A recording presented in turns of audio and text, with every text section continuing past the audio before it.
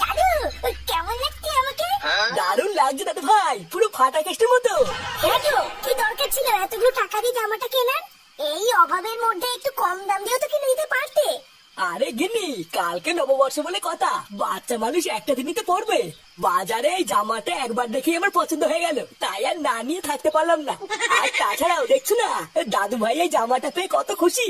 হ্যাঁ তুমি ঠিকই বলেছো, এই জামাটাই দাদু ভাইকে খুব মানিয়েছে। কিন্তু এই সপ্তাহে চাল ডালও শেষ হয়ে গেছে, সেটা কি তোমার খেয়াল আছে? আরে তুমিও তো চিন্তা করছো কেন? দাদু ভাইয়ের জামাটা কিনে আমি আরো 500 টাকা আলাদা করে সরিয়ে রেখেছি।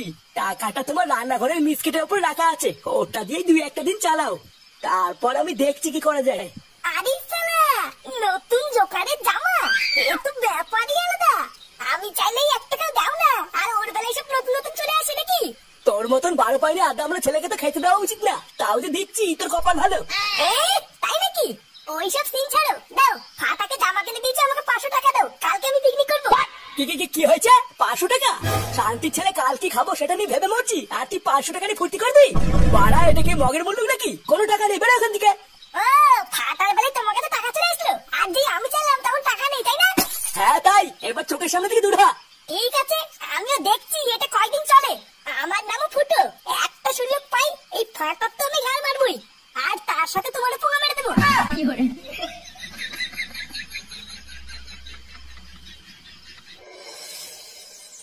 শুনছো?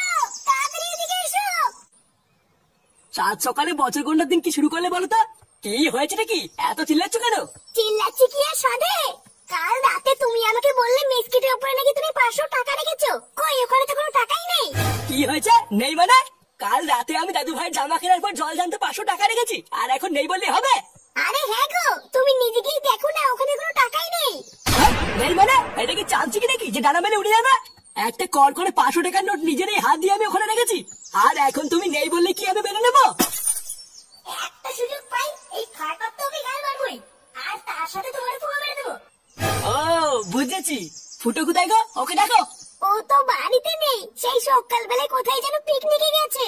পিকনিক করতে গেছে? দাঁড়াও, ওর পিকনিক আমি করাচ্ছি। তা কোথায় পিকনিক করতে গেছে জানো? না, আমাকে কিছু বলে যায়নি, আমি কি করে জানবো? শান্তির ছেলে, দাঁড়া, তোর পিকনিক আমি বের করছি।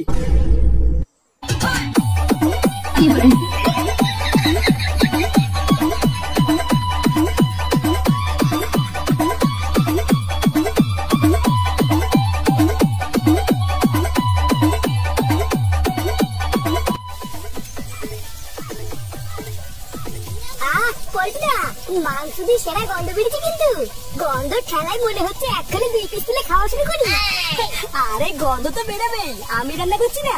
একদম জল কম দিবি পল্টু, না হলে কিন্তু মালের সাথে মানাবে না। আরে হ্যাঁ জানি, বাপকে শেখাতে হবে না। রান্নাটা হওয়ার পরে একবার শুধু খেয়ে দেখিস, মনে হবে বাপের পিওর পাড়া মুখে নিচ্ছিস। রান্না প্রায় হয়ে গেছে, আর 2 মিনিট বসে রাখলেই হয়ে যাবে। ফুটো কোথায় রে? যা ওকে ডেকে নিয়ে আয়, এই জায়গাটা এসে পরিষ্কার করে দি। ও ফুটোকে ডেকে লাভ নেই পল্টুদা, মালটা পাগলদের মতন একা একা নাচ করছে।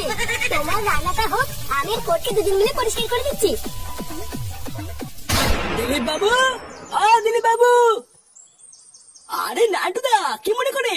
আপনার ছেলে পল্টু কোথায়? পল্টুকে ডাকুন তো। পল্টু তো বাড়ি নেই, পিকনিক করতে গেছে।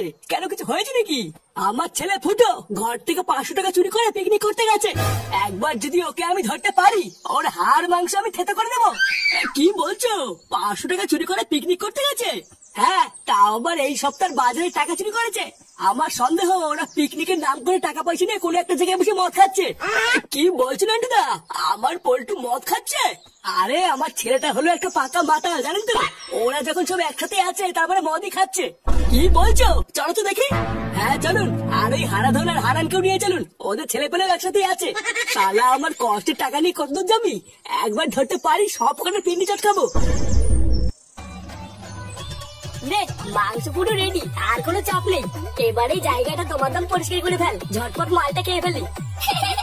আরে শুভ কাজে দেরি করতে নেই, ঝটপট মালকে ঝটপট নেশা করে কেনেই পড়ে থাকবো, এটাই তো মজা। হ্যাঁ তাহলে তুমি সবকিছু রেডি করো, আমি তাড়াতাড়ি করে গিয়ে জলটা নিয়ে আসি, ঠিক আছে? হ্যাঁ যা, তুই তুই তাড়াতাড়ি করে গিয়ে জলটা নিয়ে আয়, মাল খেলে প্রচুর জল লাগবে। ফুটো আর ফটকে ল্যাংচা আস্তে আস্তে তোরা তাড়াতাড়ি সবকিছু গুছিয়ে ফেল। হ্যাঁ, আমরা দুজন এখনই গুছিয়ে দিচ্ছি।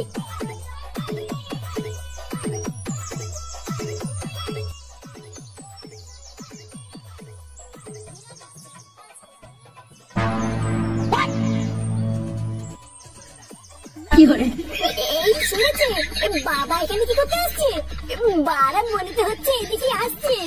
এবার কি করি? বারা এক পেটি মাল, এক গামলা মাংসের ডিজে বক্স, আর কি চাই? লেওড়াই ল্যাংচাটা কোথায় গেল বলতো? এতক্ষণে মাল মুখে নেশা করে একটু নাচ গাইবো কিনা? সামনে মাল দিয়ে বসে আছি। পটুদা, বাঁচতে চাও তো আবার এখান থেকে পালাও। লেওড়া খামাখা পালাতে যাবো কেন বলতো?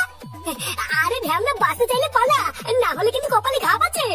আরে কি পাগলের মতন কথা বলছিস? পালাতে যাবো কেন? কি হয়েছে আগে সেটা বল। আরে পল্টুদা, আমি জলান থেকে দেখলাম আমার তোমার আর ফুটের বাবা এদিকে আসছে। কি? দূর থেকে দেখে যা মনে হলো সবাই সেটা ভাঙা খোঁজে আছে। এই কি বলছিস কি? আমার বাবা এদিকে আসছে, তাদের পালাস না এখান থেকে। কি পালাবো মানে? আরে মালের মতন হলে কি হবে? আমি এদিকে ছেড়ে যাবো না। আরে বেঁচে থাকলে বহু মাল খাবো। আমার বাপ যদি একবার এসে দেখে এখানে বসে মদ খাচ্ছি তাহলে কপালে ঠাপ আছে। পালা পালা পালা।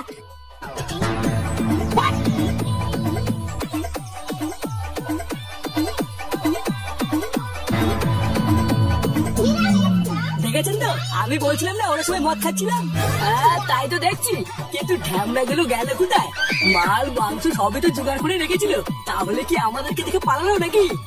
মানে নাটুদা, চোখের সামনে যখন সবই জোগাড় করে আছে তখন চলো না পিকনিকটা আমরাই সেরে ফেলি। মানে বলছেন?